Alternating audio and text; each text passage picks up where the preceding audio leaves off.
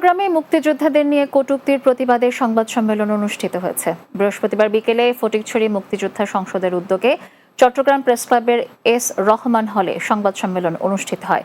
এ সময় লিখিত বক্তব্য পাঠ করেন বীর মুক্তিযোদ্ধা মোহাম্মদ আবুল বশর মাস্টার। তিনি অভিযোগ করে বলেন, উপজেলা বিএনপির সদস্য সচিব জহির আজম, মুক্তিযোদ্ধা মাহবুবুল আলম চৌধুরী ও মুক্তিযোদ্ধা বজল আহমদের সাদা দাড়ি নিয়ে কটূক্তি করেন। অবিলম্বে তার বক্তব্য প্রত্যাহার ও জহির আজমকে বিএনপি থেকে বহিষ্কার করা না হলে অনশন সহ কঠোর আন্দোলনের হুমকি দেন মুক্তিযোদ্ধারা।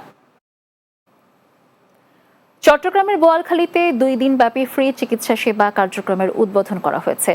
গোলামানে গাউসুল আজম দস্তগীর সংগঠনের ব্যবস্থাপনায় উপজেলার কালিয়ার উত্তর কঞ্জুরি খানকা হয়ে গাউসুল আজম দস্তগীর রহমতুল্লাহি আলাইহি মাঠে ফ্রি চিকিৎসা সেবা কার্যক্রমের উদ্বোধন করেন কাজী মাওলানা মোহাম্মদ শাহী এমরান কাদিরি।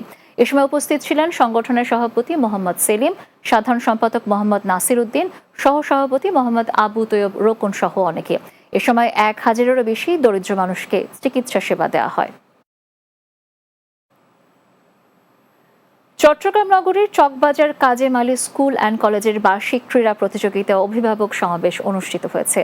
বৃহস্পতিবার দুপুরে প্রতিষ্ঠানের মিলনায়তনে আয়োজিত অনুষ্ঠানের সভাপতিত্ব করেন কাজেম আলী স্কুল অ্যান্ড কলেজের পরিচালনা কমিটির সভাপতি নুরুল আফসার মজুমদার স্বপন। এ সময় উপস্থিত ছিলেন প্রতিষ্ঠানের অধ্যক্ষ বোরহান উদ্দিন সহ শিক্ষকরা। রাতের বাংলা নিচ্ছে আরেকটি বিরতি, ফিরছে কিছুক্ষণের মধ্যেই।